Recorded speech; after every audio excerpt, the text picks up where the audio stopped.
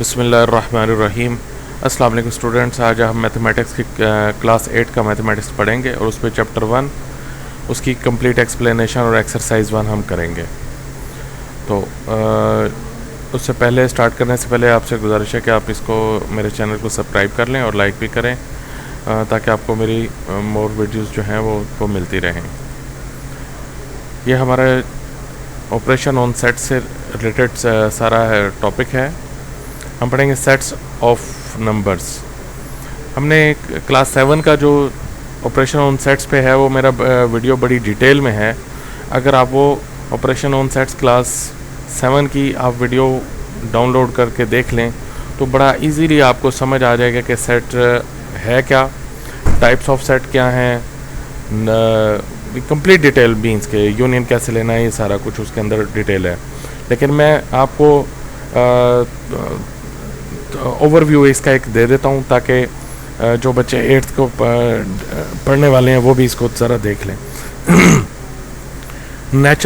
Sets किसी भी set basically कहते हैं कि एक डिफाइंड और डिस्टिंक्ट ऑब्जेक्ट के जो ग्रुप होता है उसको हम सेट कहते हैं। ठीक है, तो इसमें नेचुरल नंबर भी शामिल हो सकते हैं, इसमें होल नंबर भी हैं। नेचुरल नंबर आपको पता है क्या होता है, नेचुरल को n से रिप्रेजेंट करते हैं और 1 2 3 4 5 एंड सो ऑन इसके अंदर नंबर होते हैं। ये रिव्यू कर रहा हूँ कि उस वीडियो के अंदर 7th क्लास की वीडियो के अंदर सारा कुछ डिटेल में है।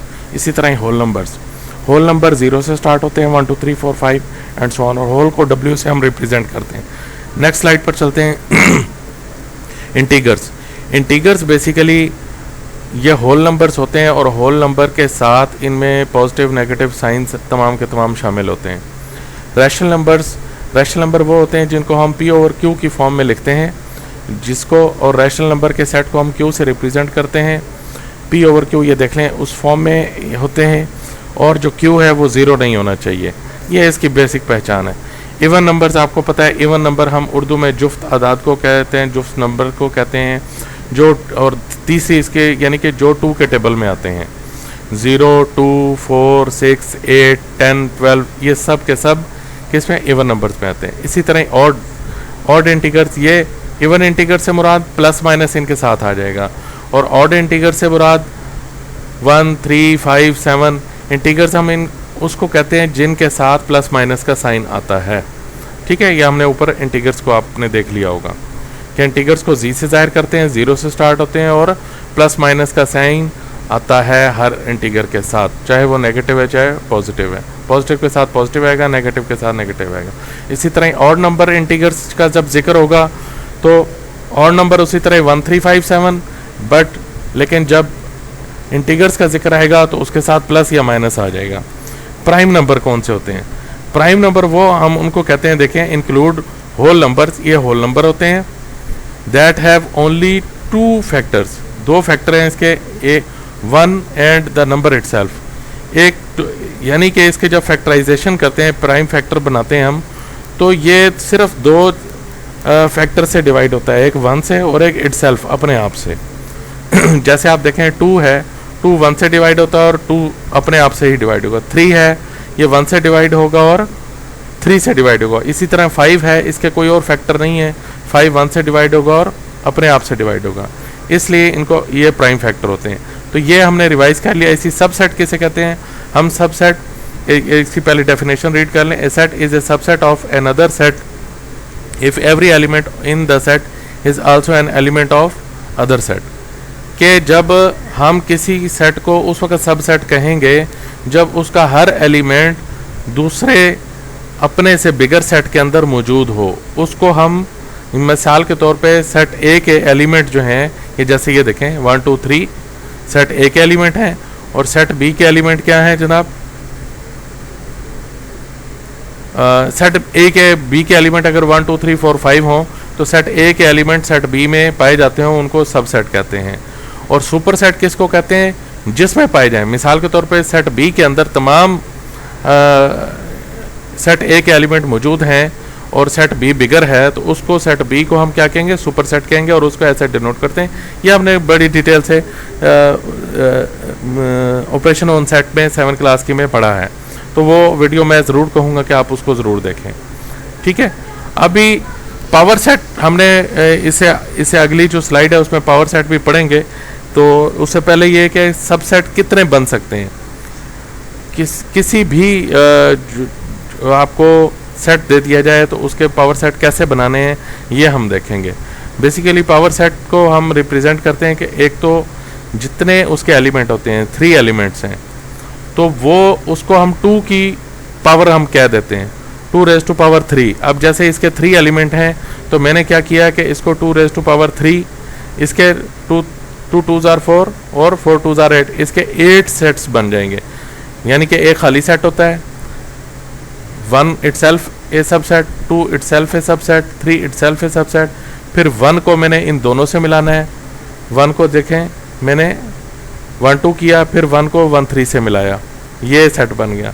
फिर 2 को लेना है मैंने, सेकंड फिगर को, सेकंड एलिमेंट को, 2 को फिर मैंने 2 से आगे देखने कितने फिगर मिल रहे हैं, 2 और 3। फिर 3 से जब मिलाऊंगा तो 3 से आगे कोई नहीं है, तो मैं ये तमाम के तमाम फिगर्स को एक सेट बना के लिख दूंगा 1 2 3। तो ये देखें 1 2 3 4 5 6 7 8 एलिमेंट्स बन गए। यानी कि 2 रेज़ टू पावर जितने एलिमेंट हो वो उसकी पावर हो जाएगी, तो उतने उसके सबसेट बनेंगे एक किसी भी सेट के। तो इसी तरह प्रॉपर सबसेट क्या कहते हैं, a proper subset is a subset that contains all the element of sub super set, कि वो सुपर सेट के तमाम एलिमेंट रखता है, but the super set contains at least 1 element not present in the subset. यानी कि जो बड़ा सेट है, बिगर सेट है, उसका कम से कम एक रुकन जो है वो अपने सबसेट के अंदर मौजूद ना हो, उसको हम सुपर सेट कहते हैं। सुपर सेट से मुराद ही यही है कि बिगर सेट, जैसे यहाँ पर ये बता रहा है, जैसे 1 2 3 4 ए है, सेट ए है, और सेट बी क्या है 1 2 3। अब ये आप ये देखें कि सेट बी के तमाम अरकान इसके अंदर पाए जाते हैं, तमाम एलिमेंट, जबकि सेट ए का एक रुकन ये 4 जो है वो ज़्यादा है सेट बी से, वो नहीं पाया जाता। तो ये क्या होगा, अब ये तो क्या हो गया कि it is a proper subset because B contains all the elements of A, कि बी जो है वो तमाम एलिमेंट्स रखता है ए के, but A also contains 1 element that is not present in B, यानी कि B का एक एलिमेंट ज़्यादा है जो A में नहीं है। तो हम ये इस तरह कह सकते हैं, this is the return as B is a proper subset of A। ठीक है, improper subset किसको कहेंगे, if A is subset of B and B is a subset of A, यानी कि दोनों के एलिमेंट सेम हों। यानी जैसे यहाँ पर मैं देखूँ सेट ए के भी 1 2 3 है और बी के भी 1 2 3 है, तो क्या हुआ कि सेट ये इम्प्रॉपर सबसेट है, ये प्रॉपर नहीं है, कि यानी कि बी भी ए का सबसेट है और ए भी बी का सबसेट है, तो दोनों क्या हुए, एक दूसरे के सबसेट हुए, लेकिन ये इम्प्रॉपर सबसेट होगा। प्रॉपर सबसेट कब होगा, जब कम से कम एक सेट, कोई ना कोई दोनों में से एक सेट बड़ा ज़रूर हो, वो उसका एक एलिमेंट न पाया जाता हो। इसी तरह पावर सेट को हम कैसे रिप्रेजेंट करते हैं, पावर सेट बेसिकली वही है कि हम एक सेट कोई आपको दे दिया जाए और उसको बताया उसके सबसेट बनाए, आप सेट ए आपको दे दिए कि उसके सबसेट बनाए, तो सबसेट कैसे बनाएंगे आप ये देखें, पावर, उसकी पावर कितनी है बेसिकली, जो मैंने आपको 2 रेज़ टू पावर 3 में आपको बता रहा था कि if A is a set which is equal to 1 2 3 then the set of all subsets of A is called the power set of A, कि जितने सबसेट ए सेट ए के बनेंगे वो उसकी पावर सेट ऑफ ए होंगे, वो सेट ए की power होगी, मतलब है। For example if A is equal to A B, then power set of A क्या होगी, एक खाली सेट बनेगा, हर एलिमेंट को अलग अलग से हम बना देंगे, ए अलग सेट बन गया, बी अलग सेट बन गया, फिर पहले को सेकंड के साथ मिलाएंगे, दूसरे एलिमेंट को तीसरे के साथ मिलाएंगे, तीसरे को चौथे के साथ मिलाएंगे, इस तरह से अलग अलग। अब यहाँ पे चूंकि 2 एलिमेंट हैं तो मैंने ए को बी के साथ मिलाया और किसी के साथ नहीं मिल सकता, तो इसके कितने एलिमेंट सेट बन गए, 1 2 3 4। तो क्या हुआ, इसके the power set of any empty set is not empty, it consist of 1 element empty only. To find a power set of a set we can use the formula 2 raised to power set of A is equal to 2 raised to power n, where n is the number of elements in the set। यानी कि 2 हमें इसका formula है 2 raise to power n। n क्या है? Number of elements जो number हैं। हमने 2 के साथ जितने नंबर ऑफ एलिमेंट है वो लगा देने हैं, तो वो उतने उसके सबसेट बनेंगे। जैसे ये देखें a के एलिमेंट है 1 2, तो इसका पावर ऑफ a क्या होगा? 2 रेज़ टू पावर कितने एलिमेंट है? 2 हैं, तो मैं 2 रेज़ टू पावर 2 कर दूंगा।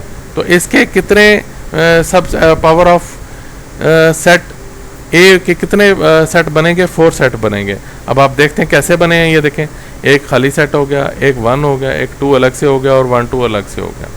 ठीक है, ये 4 सेट बन गए, सब सेट बन गए, इसको हम पावर ऑफ सेट कहते हैं। तो ये चीज़ें आपको जब हम एक्सरसाइज इस पे जाएंगे तो इसके अंदर 3-4 चीज़ें अहम हैं इस एक्सरसाइज के अंदर। एक पावर सेट ऑफ ए, यानी पावर सेट ऑफ ए है, बी है, कोई भी आपका सेट है, उसकी पावर कैसे मालूम करते हैं। Union, intersection, commutative property of union, associative property of union, De Morgan law, ये इसके अंदर आते हैं जो कि हम डिस्कस करेंगे। अब union and intersection of 3 sets, कोई भी आपको 3 सेट दिए हैं तो उनका आप यूनियन कैसे लेंगे, इंटरसेक्शन कैसे लेंगे, ये इसके अंदर बता रहा है। अब वेन डायग्राम बड़ी सिंपल है, अक्सर लोग बच्चे इसके अंदर कंफ्यूज होते हैं कि वेन डायग्राम कैसे बनानी है। बड़ी सिंपल है, आपने ये देखें, पहले मैं आपको ये बता देता हूँ। आपको ये तो पता है कि बी यूनियन सी कैसे लेना है। यूनियन का मतलब है 2 सेट्स को मर्ज कर देना है, इकट्ठा कर देना, उसको यूनियन कहते हैं। अब ये सेट बी लिखा मैंने, ये देखें ये सेट सी में सी लिखा है, सेंटर में यूनियन का साइन डाला और इन दोनों सेट्स को मैं इकट्ठा कर दूंगा। ये देखें 2 4 6 ऑल एलिमेंट्स सेट बी और सी के मैं लिख दूंगा। अब ये आ गया मेरा बी यूनियन सी। उसके बाद मैंने ए यूनियन को बी यूनियन सी के साथ कंपाइल करना है, तो ये मैंने सेट ए लिखा, यूनियन का साइन डाला और ये मेरा क्या आया था? B union C. तो इन अब दोनों सेट्स को मैंने कंपाइल करके लिख दिया, वही मेरा ये आया। अब वेन डायग्राम की तरफ आ जाते हैं। आप ये देखें, पहले तो ये देखें कि ये पूरा जो स्क्वायर हमने बनाया है, ये हमने A union B union C सब का बना दिया। अब ये सेट ए है, सेट बी है, सेट सी है। अब आप देख रहे होंगे कि ये जो ओवरलैप हो रहे हैं, तीनों सर्कल आपस में जो इकट्ठे हो रहे हैं, ये 2 और 6 लिखा है। बेसिकली क्या है कि 2 और 6 जो हैं ये मेरे कॉमन है, कॉमन एलिमेंट हैं जो बी में भी पाए जाते हैं, ए में भी पाए जाते हैं और सी में भी पाए जाते हैं। बाकी जो एलिमेंट हैं जो नॉन कॉमन है, कॉमन नहीं है, वो मैंने सेट ए में लिख दिए 1 3 4, बी का इधर लिख दिया और सी के इधर लिख दिए। तो ये हो यूनियन गए सब, लेकिन जो इसमें इंटरसेक्शन भी शो हो गया कि जो मेरे कॉमन है 3 सेट्स में, तो ये मैंने लिख दिया इस तरह से। तो इनको शेडेड मैंने फॉर्म में शो कर दिया। नेक्स्ट स्लाइड की तरफ चलते हैं जनाब। एग्जाम्पल 2 हम एग्जाम्पल 3 है हमारे पास। ये हम देखते हैं कि using the sets from example to find A intersection B intersection C, यानी कि सेट उसने वही दिए हैं और आपने अब इंटरसेक्शन लेना है। तो मैंने जैसे वेन डायग्राम बनाते हुए कहा था कि हमने 3 सर्कल ले लेने हैं, हर सेट का एक एक सर्कल है, हर सेट के अंदर उसके अपने एलिमेंट लिख देने हैं, लेकिन जो ओवरलैपिंग में वो लिखने हैं जो, अब ये देखें तीनों सर्कल का जो सेंटर है उसके अंदर हमने वो एलिमेंट लिखने हैं जो इंटरसेक्टेड हैं, जो कॉमन हैं। तो अभी आप ये देखें कि हमने उसको कलर क्यों किया था यूनियन के अंदर। कलर इसलिए किया था कि हमने उनका यूनियन बनाया था कि ये सारे यूनाइटेड हैं। ठीक है, अब इंटरसेक्शन में हम देखते हैं कि इन तीनों का इंटरसेक्टेड कौन है। इंटरसेक्टेड वो होगा जो हमारा कलर्ड होगा। ठीक है, अब ये देखें बी और सी का जो ओवरलैपिंग है वो 6 है कॉमन, और ए बी और सी तीनों का जो कॉमन है वो क्या है? 2 है। तो अब आप यहाँ पर देखें बी इंटरसेक्शन सी मैंने लिया, ये सेट बी का एलिमेंट लिखे, ये सेट सी के लिखे। इन दोनों में जो कॉमन थे आप देखें 2 और 6, ये इसमें भी है और इसमें भी, ये मैंने यहाँ पे लिख दिए। फिर क्या किया मैंने, ये ए के एलिमेंट लिखे 1 2 3, ये देखें सेट ए के एलिमेंट लिख दिए। इंटरसेक्शन ये फिर मैंने लिख दिए बी इंटरसेक्शन सी के एलिमेंट, ये जो हमने निकाला था बी इंटरसेक्शन सी। तो इन दोनों में आप देखें कौन सा कॉमन है, सिर्फ 2 कॉमन है, ये मैंने लिख दिया। और आप वेन डायग्राम में देखें कि मैंने सिर्फ 2 शो किया है, जो तीनों सेट्स में कॉमन कौन सा है वो ये है। और अगर इन 2 सेट्स में कॉमन देखा जाए तो ये 6 भी कॉमन आता है, ये बी इंटरसेक्शन सी मैंने इसलिए। तो हमने तीनों का जब अगर पूछा जाएगा वेन डायग्राम में तो आप इसको शेडेड कर देंगे, तीनों में ये 2 सिर्फ कॉमन है। अगर 2 अगर बी इंटरसेक्शन सी का, ये देखें बी इंटरसेक्शन में 2 और 6 था, तो ये बी और सी में कौन थे 2 और 6, ये दोनों कॉमन थे। ठीक है, जब आपसे तीनों का पूछा जाएगा कि तीनों में कॉमन कौन सा है, तो हम सिर्फ ये इसको शेडेड बनाएंगे। नेक्स्ट हम चलते हैं एग्जाम्पल 4 की तरफ। Using the sets of previous example, यही सेट हम लेंगे ए यूनियन। अब यूनियन करना है किसके साथ, बी इंटरसेक्शन सी के। बी इंटरसेक्शन सी देखें मैंने लिया 2 और 6, वही जो ऊपर आया था।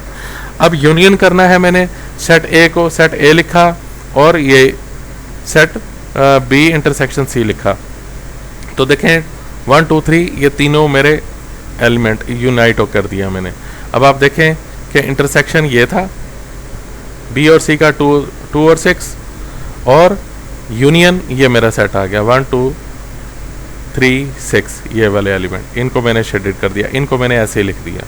ठीक है, तो ये आपको उम्मीद है पता चल गया होगा कि वेन डायग्राम में हमने कैसे बनानी है। नेक्स्ट हम चलते हैं स्लाइड की तरफ।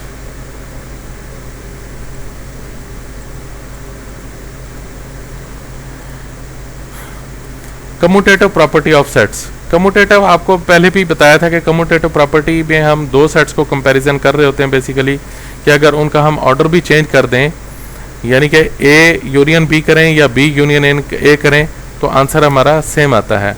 हमने 7th क्लास में ये देखो यहाँ भी ये बता रहे हैं कि पढ़ा है कि commutative property of A for 2 sets, ये 2 सेट्स के लिए होती है कि ए और बी कोई भी 2 सेट्स हैं, अगर हम उनके ऑर्डर चेंज कर दें तो उनका इंटरसेक्शन लें चाहे यूनियन लें, आंसर हमारा सेम आएगा। एग्जाम्पल में मैं जल्दी जल्दी आपको पढ़ाऊंगा ताकि वीडियो शॉर्ट बने। जैसे सेट ए है और सेट बी है, अब मैंने प्रूव करना है ए यूनियन बी लिया या बी यूनियन ए लिया। आप देखें ए यूनियन बी मैंने लिया, ये ए के एलिमेंट लिख दिए, ये बी के एलिमेंट लिख दिए और सेंटर में यूनियन लगाया, मैंने दोनों को यूनाइट किया, आंसर ये आया। अब राइट हैंड साइड मैंने इनका ऑर्डर चेंज कर दिया, यानी कि ए की जगह पे बी लिख दिया और बी की जगह पे ए लिख दिया। ये देखें तो भी दोनों सूरतों में मेरा आंसर सेम आता है। इसी तरह वेन डायग्राम में इसने शो किया, ये देखें आप सेट ए लिखा है, ये सेट बी के एलिमेंट लिख दिए, ये मेरा दोनों का यूनियन हो गया इकट्ठा। अगर इनमें इंटरसेक्शन कहा जाता तो इन दोनों सेट्स में अगर कोई कॉमन होता तो मैं फिर वो यहाँ पे ये ओवरलैप जो जगह बनाई है जो एक दूसरे को ओवरलैप कर रहे हैं सर्कल, फिर मैं यहाँ पर लिखता। ठीक है, उम्मीद है आपको समझ आ गई। इसी तरह बी यूनियन ए लिखा, ये सेट बी है, ये है, आप देखें तमाम एलिमेंट सेट ए और ये भी यूनाइट हो गए। ठीक है, नेक्स्ट स्लाइड पर चलते हैं। Associative property of union set. अब इसके ये 3 सेट्स के से रिलेट करती है।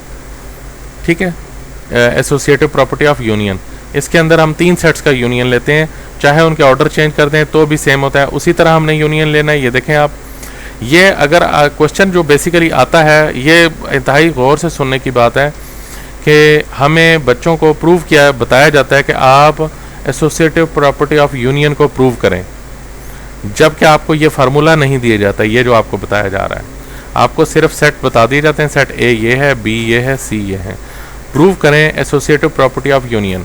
आपको ये वाला जो फार्मूला है ये नहीं दिया, तो इसलिए बच्चे अक्सर ये सवाल गलत करके आते हैं एनुअल एग्जाम में या टेस्ट के अंदर कि उनको ये फार्मूला एसोसिएटिव प्रॉपर्टी, आप सिंपल एग्जाम के अंदर रख लें कि 3 सेट्स हैं ए बी सी जो उन्होंने दिए हैं, कोई भी एक्स वाई जी भी दे सकते हैं, आपने उनके दरमियान यूनियन करना है। यूनियन क्या करना है, पहले हमेशा आप ये देखें ए यूनियन, आपने ब्रैकेट में फिर क्या करना है बी और सी का यूनियन लेना है। राइट हैंड साइड पे हमने इसका उलट कर देना है कि देखें पहले हमने सेकंड और थर्ड सेट का यूनियन लिया था, ब्रैकेट में किया था, अब क्या करेंगे मैं ए और बी को यूनियन करूंगा पहले, फिर मैं सी के साथ यूनियन करूंगा। ठीक है, उम्मीद है कि आपको समझ आ गई होगी। अब आप देखें मैंने पहले लेफ्ट हैंड साइड को लूंगा, मैं B union C find out करूंगा। ये देखें सेट बी के एलिमेंट लिखे, सी के एलिमेंट लिखे, इनको यूनियन कर लिया, ये वाला आ गया।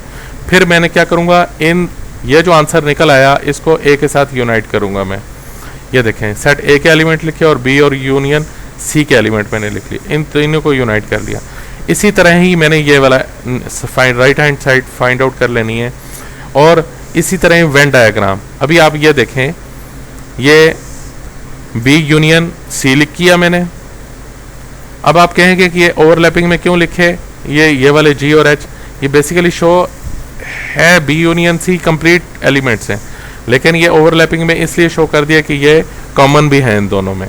ठीक है, तो ये बेसिकली बताने के लिए। लेकिन अगर इंटरसेक्शन का नहीं पूछा गया तो कोई इशू नहीं है, लेकिन ये हम शो कर देते हैं सारे एलिमेंट बी यूनियन सी। अब ये ए बी सी तीनों का यूनियन मैंने ले लिया, तो ये सारे के सारे आप देखें ये शो हो गए हैं मेरे, ठीक है। और ये राइट हैंड साइड शो होगी मेरी, ठीक है, यानी कि ए यूनियन बी और यूनियन सी ये वाली एलिमेंट। ये इस तरह से आपने शेडेड बनाने और अनशेडेड करने हैं आपने। नेक्स्ट स्लाइड पर चलते हैं। Distributive property of intersection over union. ये अब एक थर्ड क्वेश्चन है कि distributive property of intersection over union. जब लफ्ज इंटरसेक्शन आ रहा है तो पहले हम इंटरसेक्ट करेंगे, यानी कि वही तीन सेट होंगे ए बी सी। पहले ए इंटरसेक्शन, हमने एसोसिएटिव प्रॉपर्टी में क्या था, यहाँ भी ये मेरा आप कर्सर देख रहे होंगे, यहाँ भी यूनियन था, यहाँ भी यूनियन था। लेकिन इसमें क्या होगा, जब लफ्ज इंटरसेक्शन पहले आ गया तो पहले सेट के साथ मैं इंटरसेक्शन लगाऊंगा, बाकी के साथ यूनियन लगाऊंगा मैं, ठीक है। ये मेरी होगी लेफ्ट हैंड साइड। अब राइट हैंड साइड थोड़ी सी डिफरेंट हो गई कि मैंने ए को बी के साथ भी मैं रिप्रेजेंट करूंगा और फिर ए को सी के साथ भी रिप्रेजेंट करूंगा। यानी कि पहले मैंने इंटरसेक्शन लिया बी के साथ ए का, फिर ए को इंटरसेक्शन लिया सी के साथ। ये देखें आप, ए इंटरसेक्शन बी फिर ए इंटरसेक्शन सी, और इन दोनों को फिर मैंने यूनियन लिया। तो ये फार्मूला भी आपने याद रखना है। क्वेश्चन में जब भी आता है तो आपको तीन सेट दे दिए जाते हैं और आपको कहा जाता है कि explain the distributive property of intersection over union. जब आपको इंटरसेक्शन लफ्ज कहा जाए तो आपने पहले हमेशा इंटरसेक्शन ए के साथ इंटरसेक्शन लगाना है और बी और सी के साथ यूनियन लगाना है। ये आपकी लेफ्ट हैंड साइड हो जाएगी। इसी तरह जब राइट हैंड साइड करेंगे तो हम ए को बी के साथ इंटरसेक्ट करेंगे, फिर ए को सी के साथ इंटरसेक्ट करेंगे। इन दोनों का जो आंसर आएगा उसका हम यूनियन ले लेंगे, ठीक है। अब ये आप एग्जांपल इसी तरह ही समझ सकते हैं बड़ी आसानी से। अब आप ये देखें, मैं वेन डायग्राम में चला जाता हूँ। वेन डायग्राम में इसी तरह ही मैंने लिया, तो ये दोनों सूरतों में ये कह रहा है कि हम प्रूव करते हैं तो आंसर हमारा सेम आता है। ये देखें आप,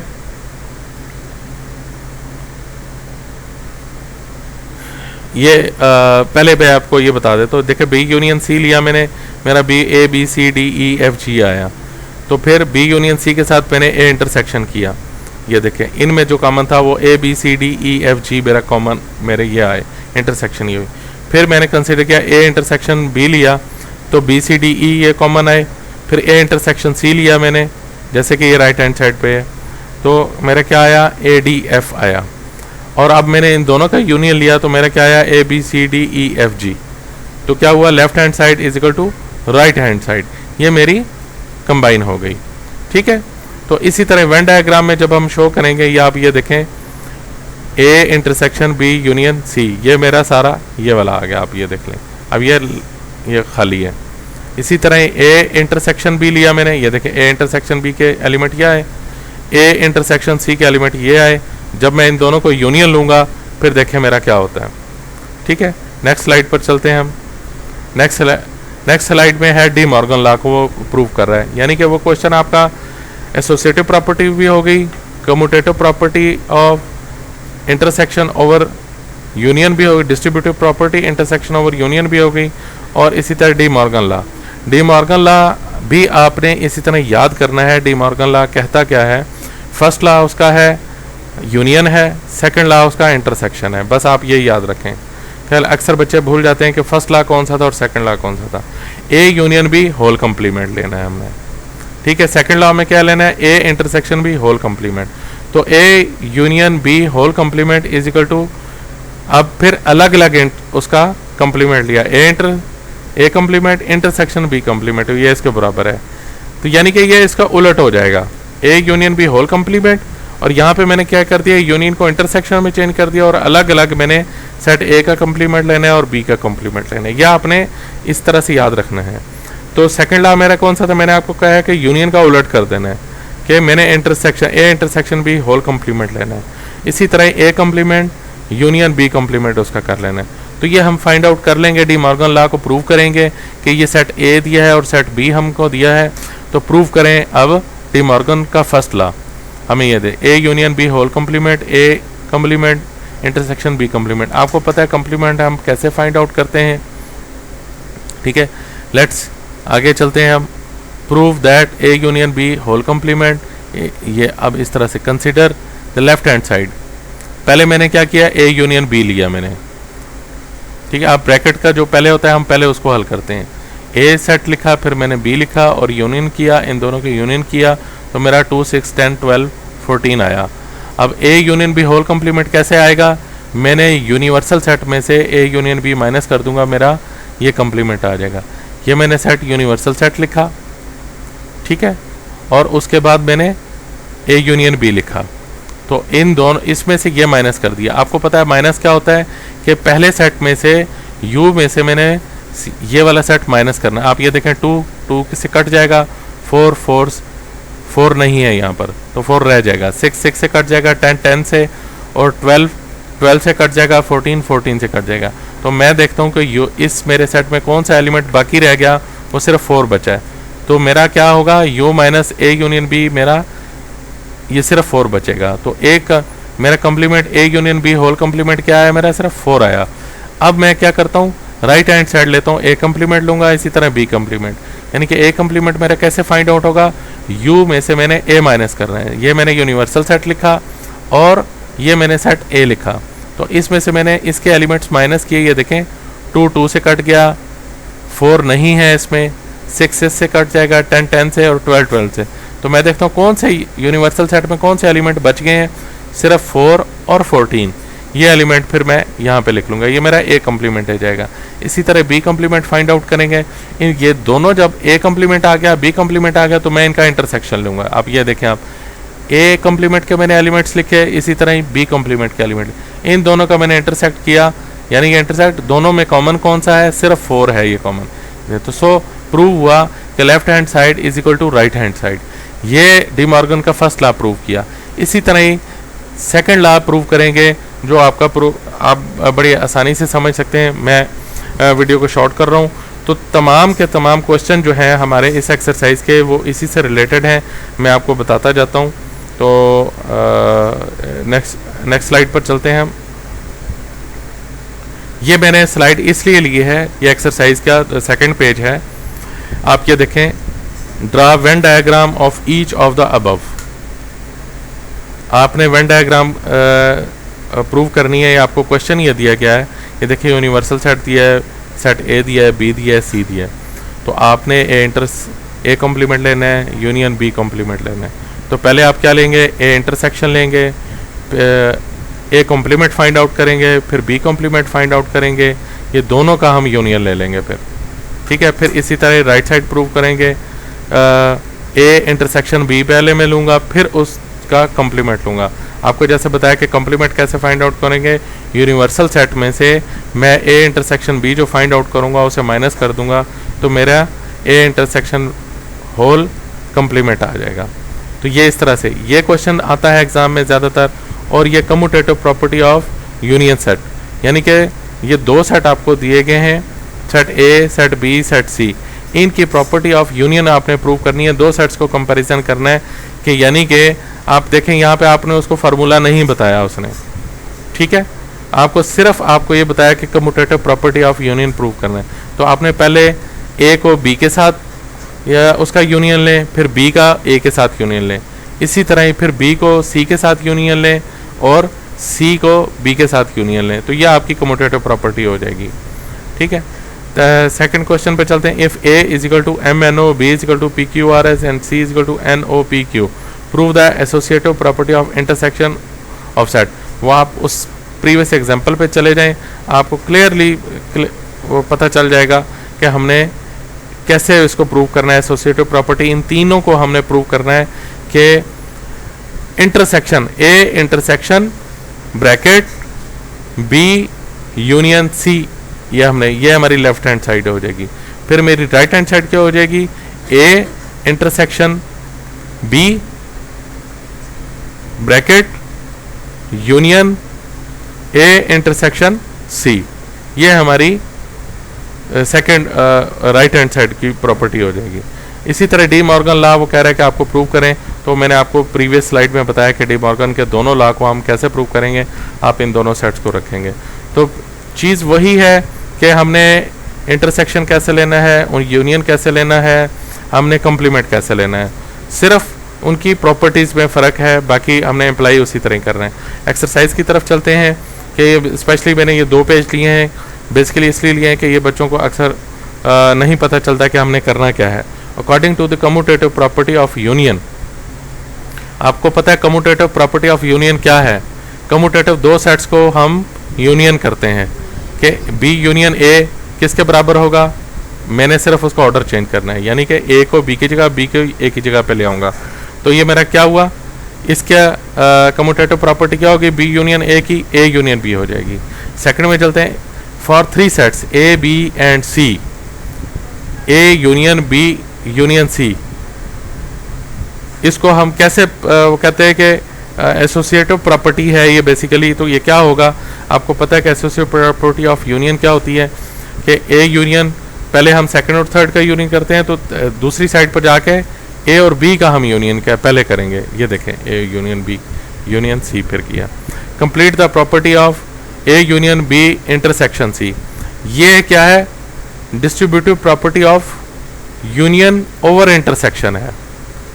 ठीक है, ये अब हमने प्रॉपर्टीज को, जब हम A union B intersection C ले रहे हैं लेफ्ट साइड पे, तो राइट साइड पे हमारा क्या आएगा, पहले मैंने ए को बी के साथ यूनियन करूंगा और फिर बी को ए को सी के साथ यूनियन करूंगा और दोनों का इंटरसेक्ट कर लूंगा। ये देखें आप, नेक्स्ट पे चलते हैं। The intersection of 2 sets consist of common elements, हमें पता है कि किसी भी 2 सेट्स का जो इंटरसेक्शन लेते हैं वो किस पे डिपेंड करता है, उसके कॉमन एलिमेंट्स पे डिपेंड करता है।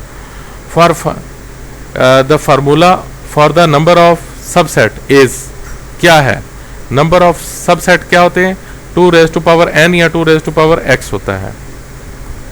ठीक है, तो इसके बाद हम नेक्स्ट स्लाइड पर चलते हैं हमारा, कि ये हमारा पावर सेट ऑफ ए या सेट ऑफ बी हम फाइंड आउट करते हैं। ये बेसिकली इससे रिलेट करता है ये फार्मूला। फिर 2 रेज़ टू पावर है n हमने पढ़ा था कि जो कि मैंने आपको ब्रीफिंग में बताया था कि जितने एलिमेंट होंगे वो हम यहाँ पे लिखेंगे। किसी भी सेट के 2 एलिमेंट हैं, 3 हैं, 10 हैं, 20 हैं, वो इसकी पावर हो जाएगी, ये वो यहाँ पे लिखेंगे। नेक्स्ट स्लाइड पे चलते हैं। क्वेश्चन नंबर 2 है, state whether the following are true और false. A set contain 3 elements has 6 subset, true है फॉल्स है। अगर एक सेट के 3 एलिमेंट हों तो उसके सबसेट कितने बचेंगे, आप ये देखें, 2 raise to power 3, 2 raise to power 3 को सॉल्व करें, यानी कि 2 रेज़ टू पावर 3 का मतलब क्या है कि 2 को मैंने 3 दफ़ा मल्टीप्लाई करना है, 3 टाइम्स मल्टीप्लाई करना है। 2 2s are 4, 4 2s are 8, तो सबसेट कितने बनने चाहिए, 8 बनने चाहिए। तो ये हमारी स्टेटमेंट फॉल्स है। Every set is a subset of itself, हर सेट अपना सबसेट होता है, ये ट्रू है बिल्कुल। A power set is the subset of given set, power set is a subset of given set, ये फॉल्स है कि पावर सेट जो है वो सबसेट है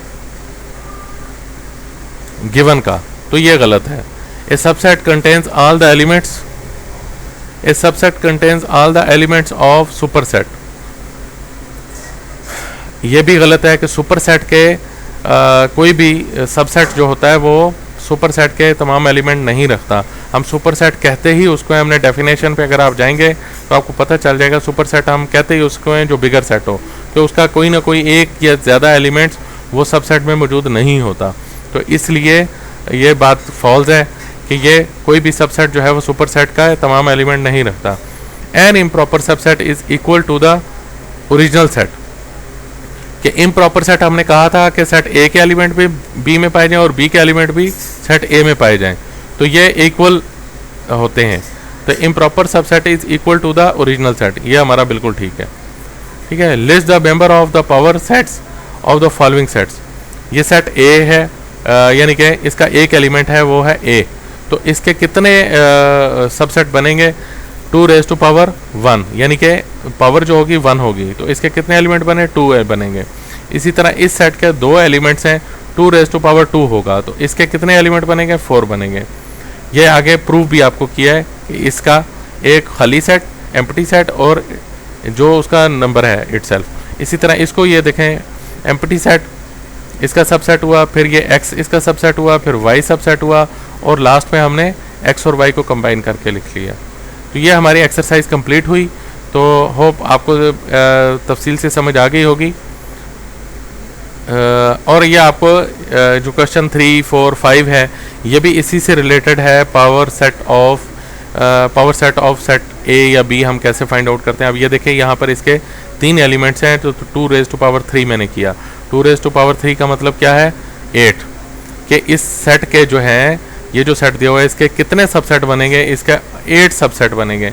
एक एम्प्टी सेट, ये फिर 1, फिर ये 2 अलग से, फिर 3 अलग से, फिर 1 को मैंने 2 के साथ भी मिलाना है, फिर 1 को 3 के साथ भी। ये देखें 1 को 2 के साथ मिला के एक सेट बनाया, फिर 1 को 3 के साथ इसका सब सेट बनाया, फिर ये अब कंप्लीट हो गया 1 वाली सीरीज़। फिर 2 को मैं 3 के साथ मिलाऊंगा, अब आगे कोई और एलिमेंट नहीं है तो 2 किसी और से नहीं मिलेगा। फिर मैं अब 3 को जब की बारी आएगी तो 3 के साथ कोई और एलिमेंट नहीं मिल रहा, तो मैं 3 के साथ इन सब को मिला के एक दफ़ा मैं लिख दूँगा 1, 2, 3। तो होप आपको समझ आ गई होगी। अब ये देखें ये एम्प्टी सेट क्या है, उसका कोई एलिमेंट नहीं है तो 0 है। तो 2 रेज़ टू पावर 0 इसका मतलब क्या होता है कि उसका एक ही एलिमेंट है और वो खाली सेट है 1, वो ये होगा। ठीक है, इसी तरह ही 0 एक एलिमेंट है तो 2 रेज़ टू पावर 1 इसके कितने सबसेट बनेंगे, 2 रेज़ टू पावर 1 का क्या मतलब है, 2 को 1 से मल्टीप्लाई करना है तो उसका एलिमेंट कितने आएंगे, 2, एक खाली सेट बनेगा और एक 0 बनेगा। तो इसी तरह ही नेक्स्ट क्वेश्चन पे आ जाते हैं, A B C D इसके कितने एलिमेंट है, 4 हैं। 2 रेज़ टू पावर 4 मैंने कर दिया, तो क्या हुआ, 2 को मैंने 2 को 4 टाइम्स मल्टीप्लाई करूंगा तो मेरा आंसर क्या आएगा, 16। तो इस सेट के मेरे कितने सबसेट बनेंगे, 16 सबसेट बनेंगे, जो कि आप यहाँ पर देख सकते हैं। ठीक है, तो उम्मीद है बच्चों आपको समझ आ गई होगी। तो इस एक्सरसाइज के अंदर जैसा कि मैंने बताया कि 3 चीज़ें बड़ी इंपॉर्टेंट हैं, 3 से 4 चीज़ें जो यहाँ पर मैंने बताई हैं। डी मॉर्गन लॉ है, एसोसिएटिव प्रॉपर्टी ऑफ इंटरसेक्शन है, और commutative property of union set है, और 4th पे आ गया वेन डायग्राम।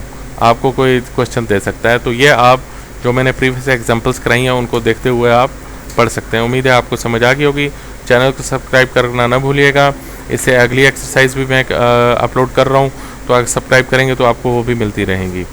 थैंक यू, अल्लाह हाफिज़, बहुत बहुत शुक्रिया।